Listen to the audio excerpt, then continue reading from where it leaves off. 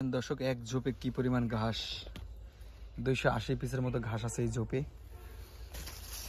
এবং এই ঘাসটা আমরা সচরাচর 200 থেকে 250 পিস প্রত্যেকটা ঝোপেই ঘাস পাই। এবং যেহেতু ঘাসটা আমি 10 ফুট উচ্চতা আনতে পারছি, বাংলাদেশ সবাই যে আপনারা জানেন Indonesian smart Napier 5 foot 7 foot হয়, এটা ভুল ধারণা ছিল আপনাদের। আমি এই ঘাসটা দেখেন, আমি ঘাসের জমিতে দাঁড়ানো, তারপর হাত জাগাইলে এরপরে দেখা যায় অবস্থা, তাহলে আপনারা বুঝতে পারতেছেন ঘাসটা কি উচ্চতা আসছে। এই ঘাসটা আপনারা গাছের নিচে ছাওয়াযুক্ত জায়গায় বাগানে চাষ করতে পারেন। তবে চাষ করার সময় জমিতে অবশ্যই জমি 2টা চাষ দিয়ে ফালা রাখবেন। ফালা রাখার পরে 3-4 দিন 30% জমিতে 1 কেজি ম্যাগমা, 1 কেজি গ্রোজিং, 1 কেজি থ্রিবিট এবং 20 কেজি জিপ সার, এগুলো একসাথে মিক্স করে জমিতে দিয়ে দিবেন।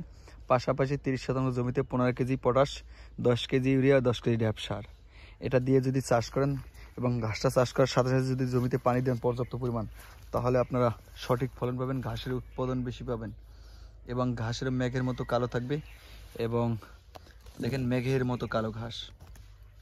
আর এই ঘাসটা গোড়া থেকে আগা পর্যন্ত নরম থাকে, কারণ আমরা সবাই জানি স্মার্ট নেপিয়ার ঘাসের গিরা ঘন হয় এবং ঘাসটা সবচাইতে নরম এবং এই ঘাসের রস বেশি থাকে, প্রোটিন পার্সেন্টেজ বেশি থাকে।